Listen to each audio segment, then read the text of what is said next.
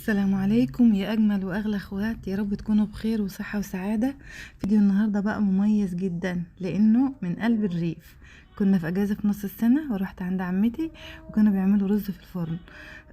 حبيت اصوره معاكم وتشوفوا ايه الطبيعه على الطبيعه. طبعا هنا ايه سلفتي نقت الرز، نسفته نقته وغسلته، وعملت بيه ايه، بتعمل طاجن صينيه.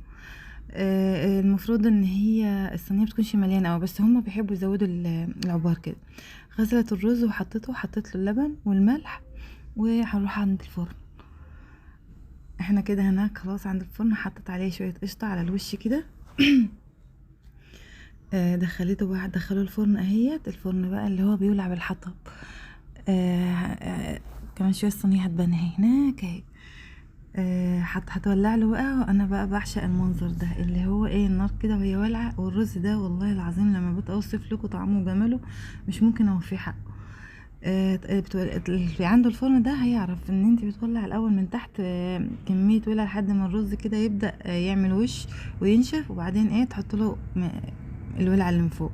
طبعا الوش خد ايه، زاد زياده عن اللازم شويه. بس المهم ان الرز طعمه تحت ده يعني ايه، خرافي بصراحه.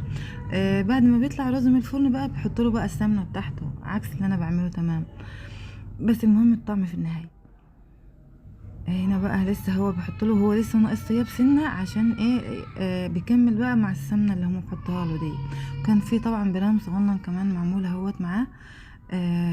طبعا البرام لحقناه قبل ما وشه ياخد يعني في الفرن، ان هو شكله جميل جدا ما شاء الله تبارك الله، وطعمه كان احلى من شكله. ده كان فيديو بسيط النهارده، جايبينه لكم من البلد. يا رب يعجبكم، والسلام عليكم ورحمه الله وبركاته.